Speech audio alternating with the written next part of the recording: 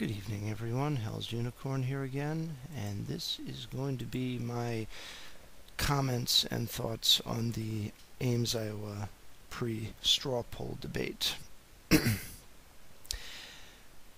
I apologize if it sounds like I'm not talking with a good deal of passion. It's about 1:30 in the morning right now, and I'm about ready to pass out, so I'm going to try to be as lucid as I can, but I make no promises in that regard. To basically size up and sum up the candidates that we have right now. My thoughts and my views regarding Ron Paul are a matter of note from just about every other video that I've put up in the past couple months, so I will actually skip over him and I will talk about my problems and maybe a little bit of praise that I can throw in the direction of the other candidates. Mitt Romney. You know something? I don't think that the guy has a single core principle to his name, at least not one that he shares openly. But I will grant him this. He didn't look like a wooden-faced Ronald Reagan wannabe on the stage tonight. There was actually some semblance of emotion in some of his answers. There was a little bit of a happy-go-lucky tendency, and for what it's worth, I can at least recognize that a person is able to put a little bit of feeling into what they're doing, even if they're doing it wrong. Having said that, I have basically had it with all of the punditry constantly telling us that he is the front runner. He is the front runner for only two reasons. He has the most media exposure and he has the most money. But having those two things does not always necessarily make you the favorite with the voting public. And that is what will remain to be seen until the actual votes take place. I am very disapproving of this practice in the media. I think it's dishonest, but again, it's par for the course for the mainstream media, and Fox News is no different from them in this regard. The polls, all of the various news coverage of the candidates is geared not so much towards telling the truth, but trying to redefine the truth so it fits the template that they want to set, and then once that is done they sell it to everybody else. Pawlenty. It's basically over. The entire time that the guy was on stage, he came across as being a pretentious jerk, doing nothing but attacking this and attacking that. He actually did remind me a good bit of Dick Gephardt during the 2004 presidential election, where Mr. Gephardt actually went so far as to completely sabotage his own candidacy by going negative in a nuclear sense against Howard Dean. And the results were both Howard Dean and Dick Gephardt were finished. So, long story short, even though I don't particularly care for Michele Bachmann because of some things that she's done, and I have videos discussing this as well, Pawlenty came across as something that I rarely ever say to another man, because I don't believe that it's nearly as pervasive as everybody makes it out to be, but he came off as semi-chauvinistic. Now, my definition of chauvinism is a little bit different than the average rank-and-file feminist nutjob. Most of them tend to think that holding the door open as an act of politeness to a woman is considered chauvinistic. Having a Y chromosome is being chauvinistic. But for me, being chauvinistic means being disrespectful for a woman, to a woman, for no good reason.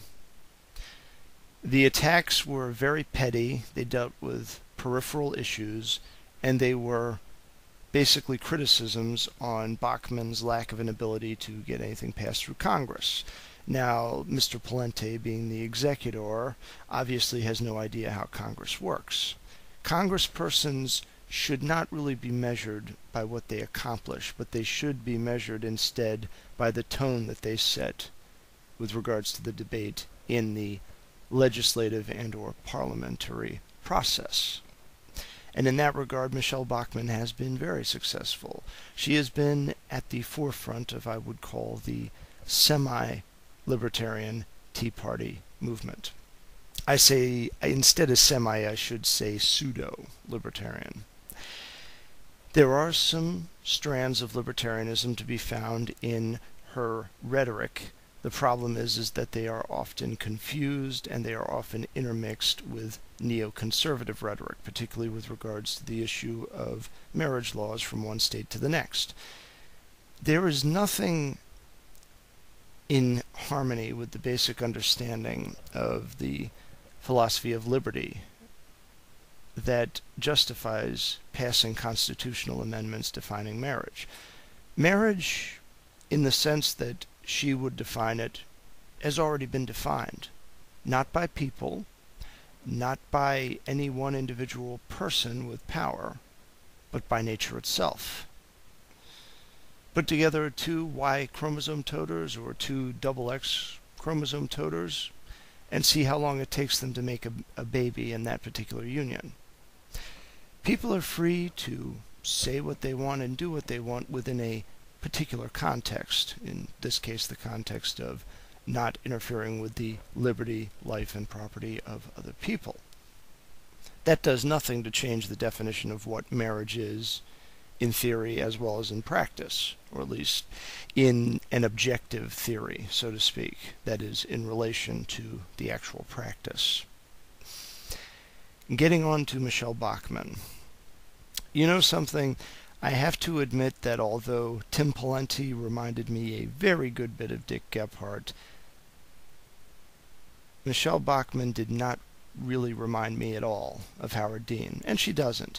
I mean, Michele Bachmann's problem is not that she's a nasty person. She's not. Her problem is that, to put it bluntly, she's a hypocrite. And that can be no more clearly demonstrated than that particular episode of her leaving the church that she belonged to for 10 years and basically hiding from the viewpoints that this church espoused. Anybody who is a communicant member of the Wisconsin Synod is very rigorously catechized, and they know firsthand what the stance is of that particular synod of the Lutheran faith with regards to the Vatican. And I think it's a very shameful act of pandering to pretend as though you didn't know what was going on there, or if you just simply say, oh, I just suddenly changed my mind because, oh, look, I just happen to be running for office also, but no, I changed my mind because it was the right thing to do. BS. It was an opportunistic move, and I have no real sympathy towards it. And that permeates the other things that she believes in, which matter more to most other people.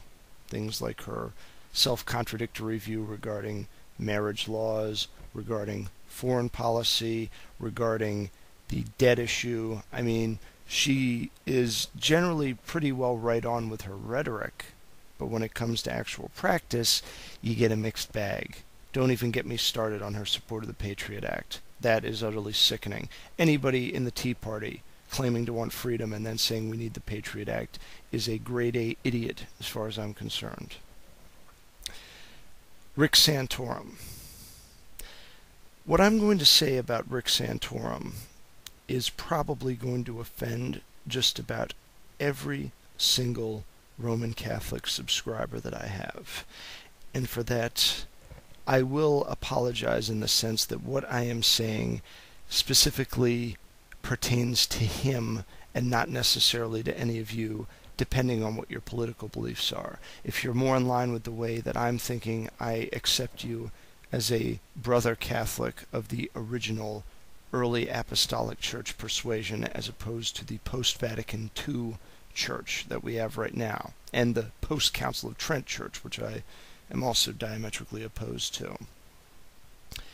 Rick Santorum perfectly articulated the neo-feudalistic, fascistic aspects of Romanist politics. He spent his entire time speaking, particularly with regards to Congressman Ron Paul and their debate about foreign policy, using the usual Jesuit tactic of bold-faced lies that are so big that you assume no one would pick up on them because they're so big and so important that they couldn't possibly be lies. This is something that they're masters at.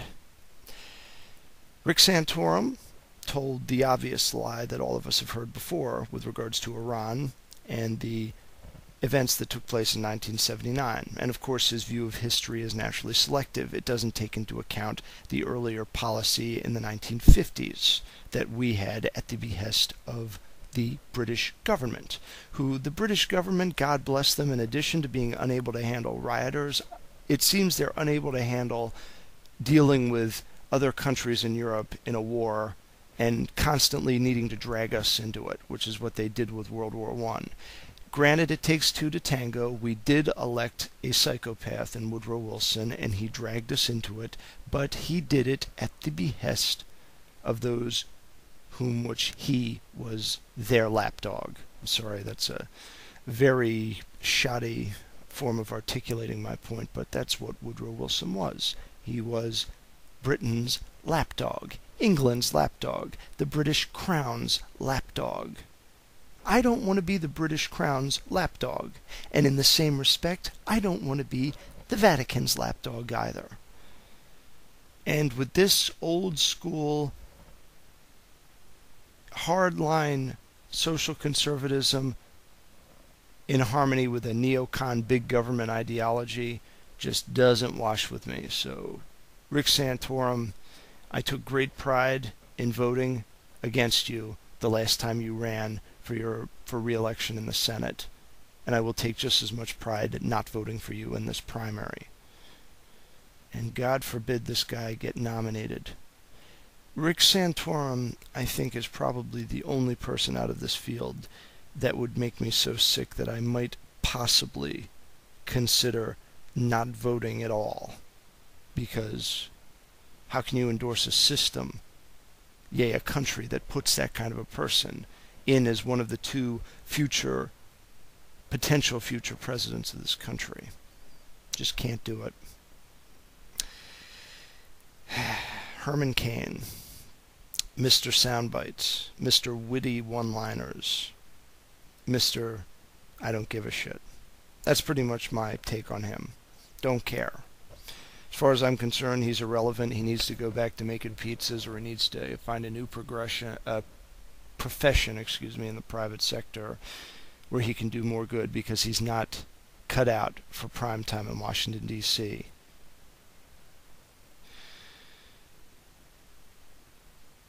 The remaining two candidates. Jon Huntsman. Jon Huntsman is John McCain without the overt warmongering. But that's who he is. He's John McCain. In every much the same way as the soon-to-be candidate Rick Perry is somewhat like a George W. Bush version 2.0. Jon Huntsman is John McCain version 2.0. A lot of differing issues taking populistic viewpoints on, with a slight dash of inside the Beltway politics as well.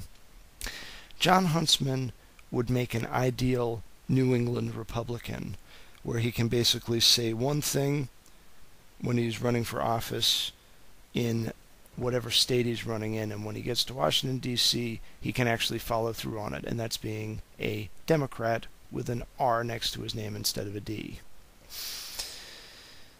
Being pro-civil union is nice.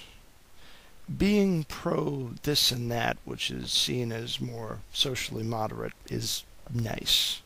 There's a lot about Jon Huntington Huntsman, excuse me, I keep calling him Huntington, that's nice. But nice doesn't do it for me. You know what would be nice? Nice would be if Jon Huntsman would take his nice little ex-governor self back to Utah and form a nice little Utah business and hire a nice bunch of Utah people. That would be nice. It would be a lot nicer than having him as president. Newt Gingrich. On the one hand, it could be actually argued that Newt Gingrich won this debate. And he did it by being aggressive and going after not just President Obama, but also after the people asking the questions, because some of the questions asked in this debate were outright ridiculous. And I can't really say that I was greatly impressed with the lineup of people asking the questions. I think that both Brett Baird and also Mr. Fox News Sunday host Chris Wallace were pompous and rude, and I thought that the other two were intellectual doormats.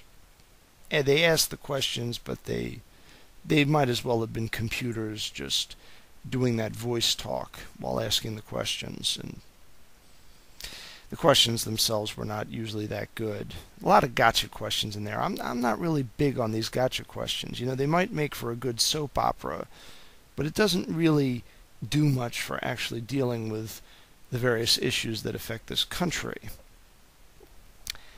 But Newt Gingrich did a very good job of making those questioners look like idiots. I can have a level of respect for that. And he spent a good deal of time actually borrowing, I would say, not stealing, but borrowing ideas from Ron Paul. As a matter of fact, the Federal Reserve thing was actually a very solid point. I was in disbelief when I heard him say it. There's a very good chance that he's not being honest, but if he is, I would say that that's progress. Be nice if more of these candidates could be a little more consistent on this stuff, but I guess it's just not in the cards.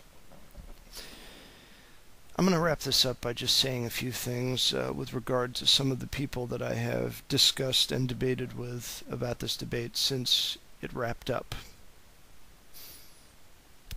The Tea Party is one confused flock of people. You've got a bunch of people in a group together, all claiming to want smaller government. And I would argue that maybe slightly less than half of them have any idea how to actually accomplish it, have any specialized knowledge in what exactly needs to be cut. And the problem with people that are angry but also ignorant is that they can be easily manipulated.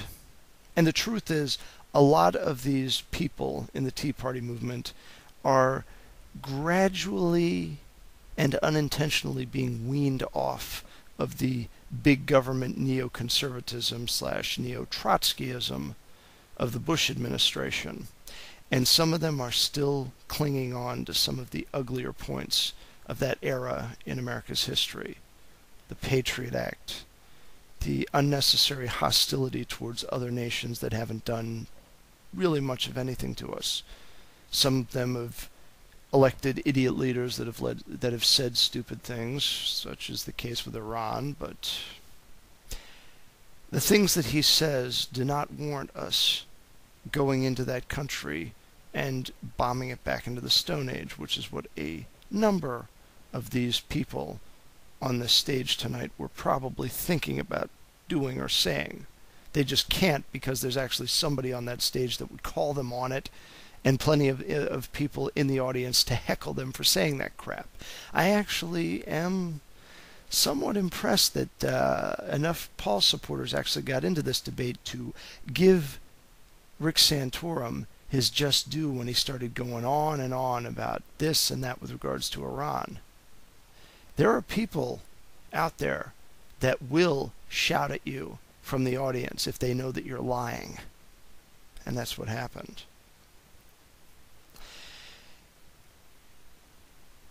When you gauge people like Herman Cain and Michele Bachmann, and also Sarah Palin and some of these other people tied in with the Tea Party, they say some things that you can agree with. The idea that we do need to cut spending, and that we need to deal with the tax code and try to simplify it. That stuff is fine.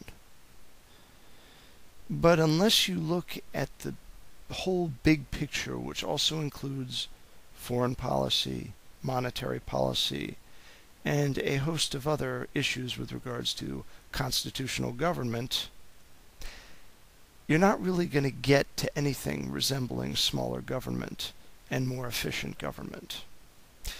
There's no debate really right now currently over the general philosophy of government. There's just one specific pet issue, and that's spending, and maybe a secondary one in jobs and unemployment. But by and large, there's no real comprehensive philosophy behind the Tea Party. It is the Tea Party's strength that they don't have a singular personality running the whole thing. It's a reactionary movement. But on the downside, reactionary movements can only go so far. They can't fully take over and implement what they want unless they have a firmly grounded systematic philosophy.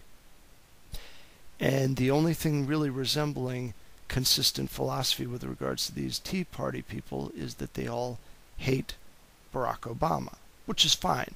I hate him too. But you have to understand why we hate him. You have to also understand why it is that we can't afford to have him as a president. And through that, we also have to understand why we can't elect a Republican version of him, which is essentially what we will get if we nominate somebody other than Ron Paul and that person succeeds. And it will be a double disservice for those of us who actually want smaller government, because not only will government not get smaller, but whatever progress will be made will be discredited. It's definitely something to think about. You know, a lot of these people that are really into the Ron Paul campaign and putting these individual comments up saying Ron Paul or bust, in essence, they're right, at least as far as I'm concerned. If anybody other than him is nominated, I'm going to have a very hard time voting for them. And if some of these people, in particular that I singled out earlier, if one of them turns out to be the nominee, I may just not vote at all, or I'll vote Libertarian. It'll be up in the air by that point. So anyway, I definitely went long with this one, so I'm going to wrap this up now. With prudence to myself and benevolence to all of you, good evening.